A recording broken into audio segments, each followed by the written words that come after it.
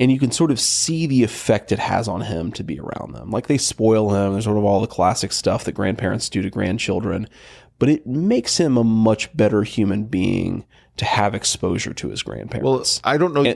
And the evidence on this, by the way, is like super clear. That's the whole purpose of the postmenopausal female in theory. Did your in-laws, and particularly your mother-in-law, show up in some huge way?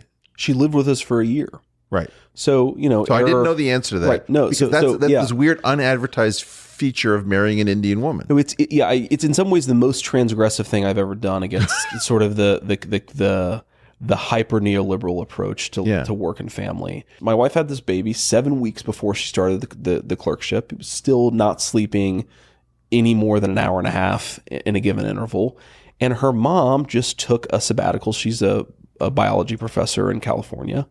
Just took a sabbatical for a year and came and lived with us and took care of our kid for a year. Okay, and it was just one of these things where it's like, this is what you do. So a biology professor, PhD, yes, drops what they're doing, to immediately tend to the needs of a new mother with her infant. Painfully economically inefficient. Right? Can I just propose? Like why didn't she just keep her job, give us part of the wages to pay somebody else to do it, right? Because that is the thing that the hyper liberalized economics wants you to do. The economic logic of always prioritizing paid wage labor over other forms of contributing to a society is to me, it's actually a consequence of a sort of fundamental liberalism that is ultimately going to unwind and collapse upon itself. It has to.